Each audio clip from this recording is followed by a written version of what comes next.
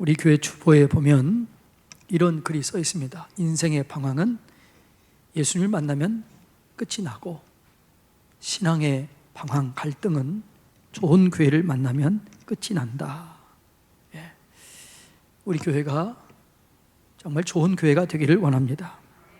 어떤 원로 목사님께서 좋은 교회를 선택하는 방법 5가지를 얘기했는데, 예배가 살아있는 교회, 정직한 부담을 주는 교회, 선교, 구제에 열정이 있는 교회, 다음 세대에 관심이 있는 교회, 성도의 교제와 화평이 있는 교회,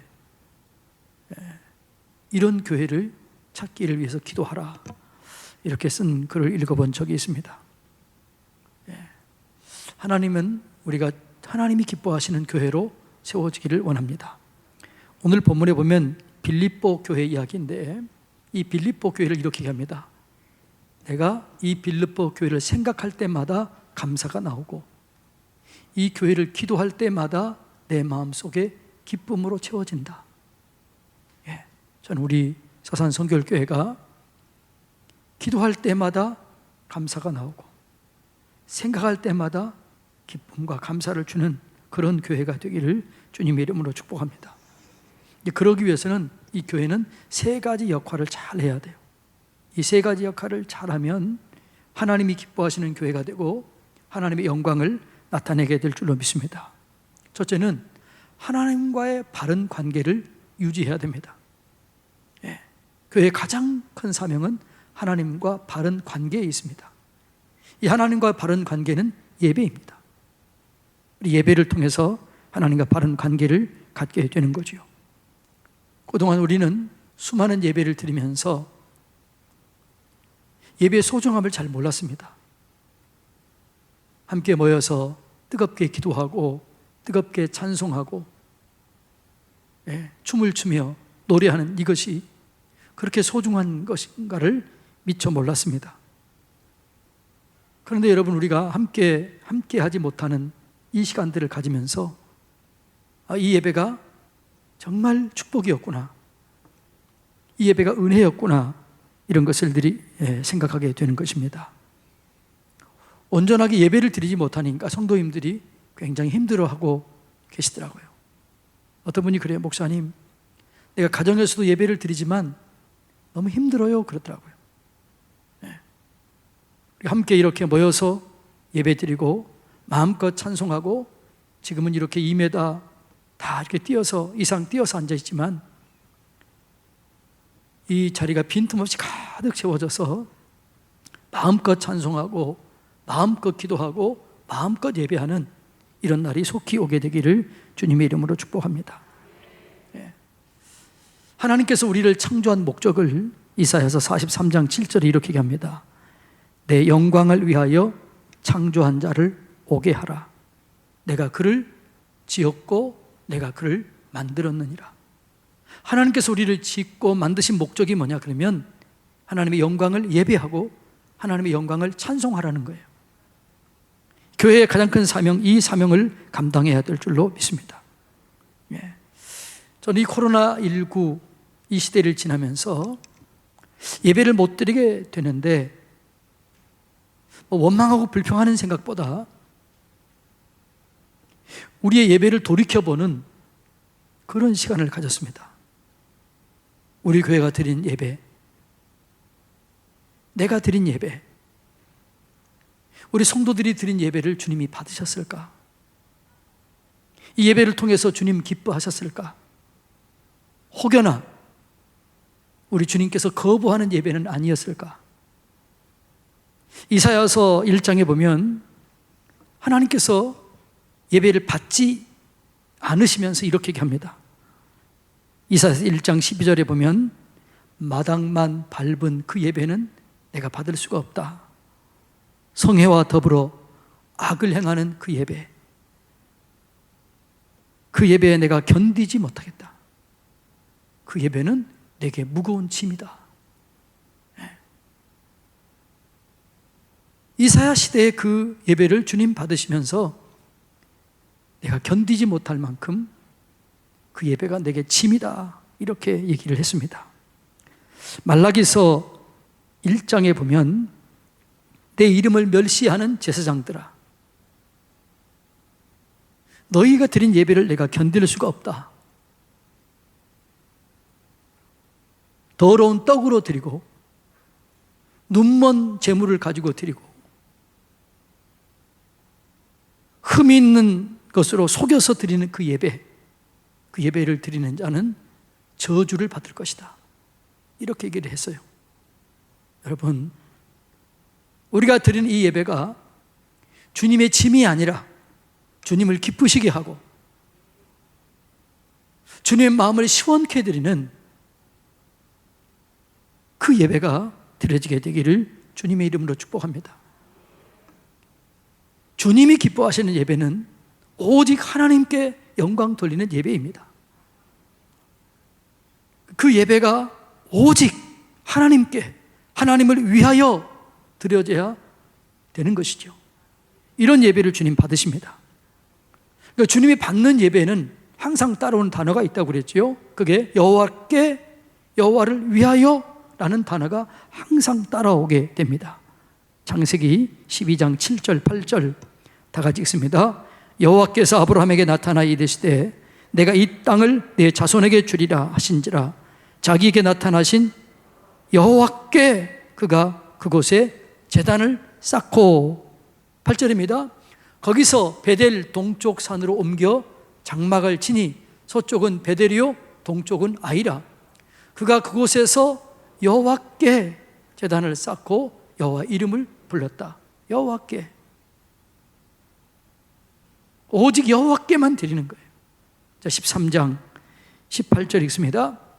이에 아브라함이 장막을 옮겨 헤브론에 있는 마므레 상수리 수풀에 이르러 거주하며 거기서 여호와를 위하여 제단을 쌓았더라. 여러분, 오늘 드려지는 이 예배가 오직 여호와께, 여호와를 위하여 드려지게 되기를 축복합니다.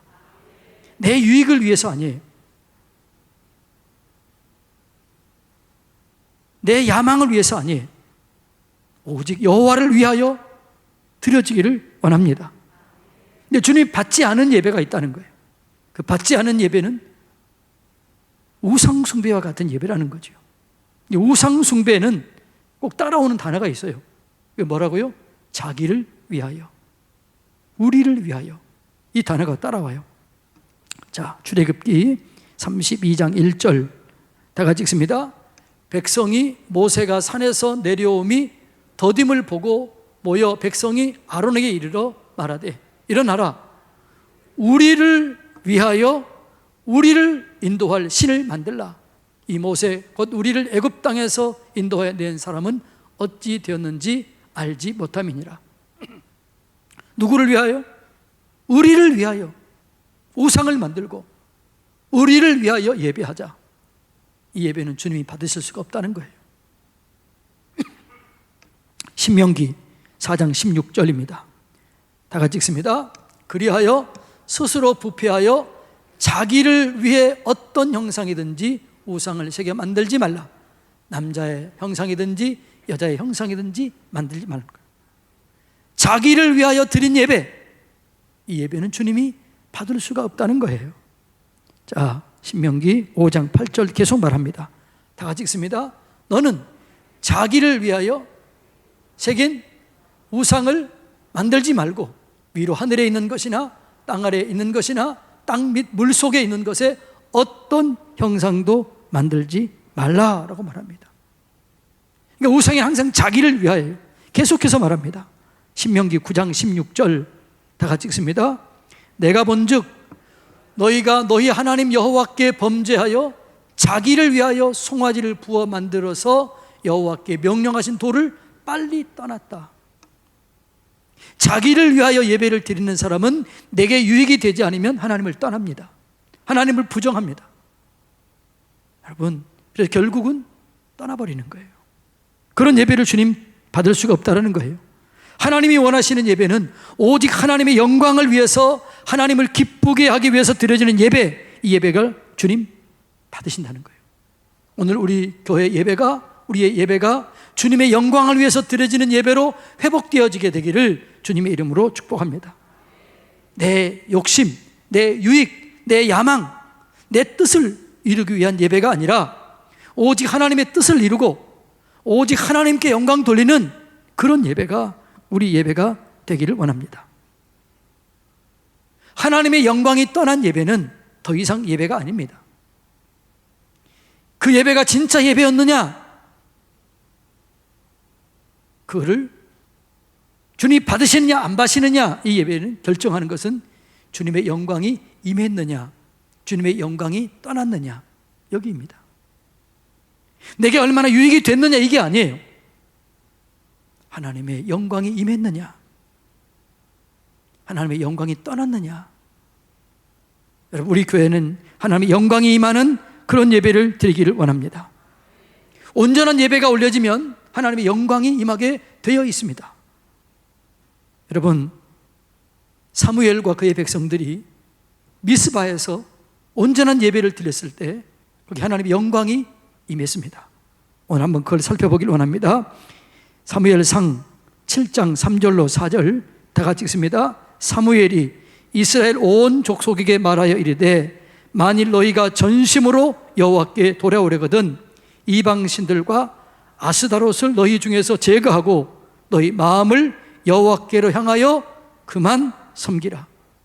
그리하면 블레셋 사람의 손에서 건져 내리라. 이에 이스라엘 자손이 바알들과 아스다롯을 제거하고 여호와만 섬기니라. 너희가 전심으로 여호와께 돌아오려거든, 돌아오라는 거지요. 마음을 여호와께로 향하여 그만 섬기라. 이게 예배예요. 하나님께 온전히 마음이 돌아와서 하나님을 온전히 섬기는 이 예배, 이 예배를 주님 받으시는 거예요. 그럴 때 영광이 임하게 되는데 어떤 영광이 임했느냐? 자, 먼저 6절 봅니다. 6절. 이 말을 듣고 이스라엘 백성들이 이렇게 예배를 드립니다. 다 같이 읽습니다. 시작. 그들이 미스바에 모여 물을 길어 여호와 앞에 붓고 그날 종일 금식하고 거기에서 이르되 우리가 여호와께 범죄하였나이다 하니라. 사무엘이 미스바에서 이스라엘 자손을 다스리니라. 이 얘기를 듣고 그들이 모여서 우리가 범죄했나이다 이렇게 회개하는 거죠. 그때 하나님의 영광이 임합니다. 자, 어떻게 임했느냐? 30절 봅니다. 다 같이 읽습니다. 사무엘이 번제를 드릴 때 블레셋 사람이 이스라엘과 싸우려고 가까이 오매 그날에 여호와께서 블레셋 사람에게 큰 우레를 발하여 그들을 어지럽게 하시니 그들이 이스라엘 앞에서 패했다라고 말합니다. 하나님의 영광이 임하는 예배가 드려지면 원수들이 떠나갑니다. 나를 힘들게 했던 원수들이 떠나가게 될 것입니다. 나를 병들게 했던 원수들이 떠나가게 될 것입니다. 이런 예배가 우리가 드리는 예배가 되기를 원합니다. 그러니까 진짜 예배가 드려지게 되면 이런 역사가 우리 가운데 일어나게 되는 거예요.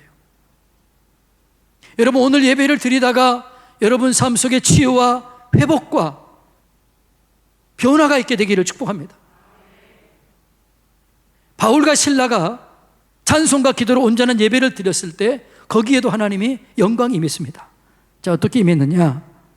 자, 사도행전 16장 25절로 26절 다 같이 읽습니다. 한밤중에 바울과 신라가 기도하고 하나님을 찬송하며 제수들이 듣더라. 이에 갑자기 큰 지진이 나서 옥토가 움직이고 문이 곧 다 열리며 모든 사람의 매인 것이 벗겨졌다라는 거죠. 온전한 예배가 드려지면 하나님의 영광이 임하게 될 줄로 믿습니다. 하나님의 영광이 임하게 되면 문이 열리는 거예요. 인생에 열리는 거지요. 매인 것이 벗겨지는 거지요. 묶여진 것이 풀어지는 거예요.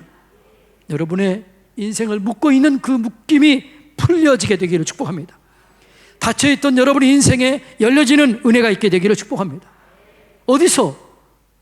누구에게 이런 은혜가 임한다고요? 온전한 예배가 올려질 때, 온전한 예배가 드려질 때 이런 영광이 임하게 되는 거예요. 여러분, 우리 교회가 하나님과의 관계 속에서 온전한 예배를 드리는 그런 교회가 되기를 원합니다. 오늘 예배를 드리고 갈 때 이 전을 나갈 때 여러분의 심령 속에 차고 넘치는 기쁨이 있게 되기를 축복합니다. 질병이 떠나가는 그 은혜를 경험하게 되기를 축복합니다. 사라졌던 감사가 회복되기를 축복합니다. 이게 예배를 드리면 이런 일이 있게 되는 거죠. 하나님 이런 예배를 찾고 계시고 이런 예배를 드릴 때 그 자리에 복을 주실 줄로 믿습니다. 두 번째로 교회 사명이 뭐냐? 성도와 성도들 사이에 바른 관계가 이루어져야 되는 거죠. 진정한 교제, 화평한 교제가 이루어져야 되는 거죠. 마지막 때를 살아가는 성도들에게 하나님께서 우리에게 이렇게 말씀하십니다. 히브리서 10장 24절 25절을 보면 서로 돌아보아 사랑과 선행을 격려하며 모이기를 피하는 어떤 사람들의 습관과 같이 하지 말고 오직 권하여 그날이 가까움을 볼수록 더욱 그리하자. 오늘 우리가 이렇게 모여서 예배하는 이유가 있어요. 그건 뭐래요? 왜 모여야 됩니까? 사랑과 선행을 격려하기 위해서 모여야 되는 것입니다. 여러분, 그래서 모일 때마다 우리가 해야 될 일이 뭐냐 그러면 사랑과 선행으로 서로를 격려해야 될 줄로 믿습니다. 교회는 위로하고 격려하고 세워주고 인정해주고 힘을 북돋워주는 그런 곳이 교회가 돼야 돼요. 그런데 오늘날 교회에서는 수많은 사람들이 교회에서 상처받고 떠납니다. 목회자에게 상처받고 장로님 권사님들에게 상처받고 성도들에게 상처받고 떠나는 젊은이들, 떠나는 사람들이 수없이 많이 있어요. 여러분, 교회는 상처를 주는 곳이 아니라 상처를 치료해 줘야 되는데, 위로하고 격려해 줘야 되는데, 이 교회에서 상처받은 사람들이 너무나 많아요. 혹여나 여러분, 저 때문에 상처받지 않기를 원합니다. 혹시 저 때문에 상처받았던 것이 있다면 용서해 주시고, 또 우리 장로님 권사님들 때문에 상처받은 것이 있다면 용서하시고, 우리 부교육자들 때문에 상처받은 것이 있다면 여러분 회복되시기를 바랍니다. 여러분, 우리와 함께 계신 여러 성도님들은 완전한 분들이 아니에요. 저도 완전하지 않아요. 우리 모두가 완전하지 않습니다. 부족한 것을 보면 한도 끝도 없어요. 우리는 부족한 부분을 볼 때마다 하나님이 나를 채워주라고 그러는구나, 내가 보완해 주라고 그러는구나, 내가 기도하라고 그러는구나, 이 마음을 가지고 기도해 주고 보완해 주고 채워줘야 될 줄로 믿습니다. 하나님께서 말씀하십니다. 상대 눈에 티가 보이느냐? 그것은 너희에겐 들뿐이라. 상대 눈 속에 있는 티를 보지 말고 내 눈 속에 있는 들보를 빼어내어라. 그리고 티는 눈물을 통해서만 빠져나오게 되는 거죠. 우리가 다른 사람을 위해서 기도해 줄 때 그 사람이 변화될 줄로 믿습니다. 회복될 줄로 믿습니다. 그러니까 교회는 영혼을 살리는 생명 공동체가 돼야 돼요. 영혼을 회복시키는 사랑 공동체가 돼야 될 줄로 믿습니다. 영혼을 치료하는 힐링 공동체, 치료하는 공동체, 능력 공동체가 되어야 되는 것입니다. 교회는 부족함을 채워주고 메꿔주는 그런 서로 간의 지체가 되어야 되는 것입니다. 예수 그리스도를 머리로 모시고 우리는 지체 역할을 감당해야 됩니다. 손은 손의 역할, 발은 발의 역할을 통해서 우리 몸을 섬기는 거예요. 내가 나 있는 곳에서 자라면 그게 섬기는 거예요. 우리는 섬기라고 우리 서산성교육교회에 보내주신 거예요. 언제나 섬김이 이루어지는 우리 교회 공동체가 되기를 원합니다. 사람들이 힘들고 어려울 때 내가 우리 교회 가면, 우리 목사님을 만나면, 우리 장로님을 만나면, 우리 권사님이 만나면 위로를 받을 텐데, 이런 마음이 있어야 되는 거예요. 그런데 반대로 나는 그 목사님 때문에, 그 장로님 때문에, 그 권사님 때문에 교회 가면 상처를 받는다. 제발 이런 일이 없게 되기를 주님의 이름으로 축복합니다. 교회 안에서 서로 돌아보는 그런 교제 공동체, 이게 두 번째 우리가 감당해야 할 사명입니다. 세 번째 감당해야 될 사명은 세상을 향한 바른 관계입니다. 주님께서 말씀하십니다. 너희는 세상의 빛이 되라, 너희는 세상의 소금이 되라 말합니다. 우리는 세상을 향한 선교 공동체가 되어야 되고, 세상을 살리는 빛이 되고 소금이 되어야 되는 것입니다. 마태복음 5장 13절로 15절에 보면 너희는 세상의 소금이다. 소금의 역할을 잘 감당해라. 소금이 맛을 잃어버리면 밖에 버려 밟히게 된다. 교회가 그렇게 밟힌다는 거예요. 저는 오늘날 교회의 모습이 세상에서 밟히는 것 같아서 너무나 하나님께 죄송합니다. 소금이 맛을 잃으면 밖에 버려져서 밟힌다는 거예요. 너희는 어둠 속에 빛이 되라, 이렇게 말씀하고 계십니다. 여러분, 오늘 우리나라에 원망 불평이 가득 차 있습니다. 분노가 가득 차 있습니다. 왜 원망 불평이 가득 차 있을까요? 분노가 가득 차 있을까요? 그걸 쏟아내서 그러는 거예요. 입만 열면 원망을 쏟아내고 불평을 쏟아내니까 이게 가득 차버리는 거예요. 어떤 사람은 이렇게 얘기하는 사람이 있습니다. 아니, 썩은 걸 썩었다고 얘기하고 어둠을 어둡다라고 얘기하는데 뭐가 잘못입니까? 근데 성경은 이렇게 얘기합니다. 한번 볼까요? 자, 시편 37편 7절로 8절 다 같이 읽습니다. 여호와 앞에 잠잠하고 참고 기다리라. 자기 길이 형통하며 악한 꾀를 이루는 자들 때문에 불평하지 말지어다. 분을 그치고 노를 버리며 불평하지 말라. 왜냐하면 오히려 악을 만들 뿐이기 때문이라는 거죠. 악한 꾀를 이루는 자들 때문에 보면 속이 상합니다. 근데 그렇다고 원망하는 순간 악이 만들어지고 악이 쌓여진다는 거죠. 우리가 보면 정부나 지도자들 보면 우리 마음이 흡족하지 않습니다. 그런데 거기에 대고 뭐라고요? 원망하면 악이 쌓여진다는 거예요. 악이 만들어진다는 거예요. 그러니까 우리가 해야 될 일이 뭐냐? 어둠 속에 빛이 되는 것입니다. 썩어가는 곳에 소금의 역할을 감당하는 것입니다. 세상의 키맨, 열고 푸는 자가 누구입니까? 대통령입니까? 시장입니까? 장관입니까? 성경은 분명히 이렇게 합니다. 아니다. 너희가 키맨이다. 내가 너희에게 메고 푸는 권세를 준다, 이렇게 얘기합니다. 자, 마태복음 16장 19절 다 같이 읽습니다. 내가 천국 열쇠를 내게 주리니 내가 땅에서 무엇이든지 매면 하늘에서도 매일 것이요 내가 땅에서 무엇이든지 풀면 하늘에서도 풀리리라. 메고 푸는 그 키가 누가 가지고 있는 거예요? 내가 가지고 있는 거예요. 우리가 가지고 있는 거예요. 이 키를 가지고 있는 사람이 원망하고 불평하면 악이 계속 쌓여지는 거예요. 세상 사람들은 이걸 모르기 때문에 원망하고 불평합니다. 분노가 쌓여집니다. 그런데 우리는 이걸 알아야 됩니다.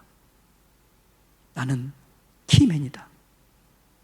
나는 평강의 사람이다. 나는 축복의 사람이다.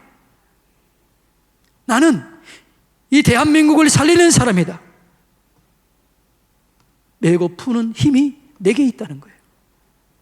우리에게 있다는 거예요. 여러분, 그래서 우리가 이 땅에 평화를 만드는 사람 누구예요? 우리예요. 축복을 여는 사람 누구예요? 우리예요. 그러니까 교회가 교회의 사명을 바르게 감당하면 이 땅이 회복될 줄로 믿습니다.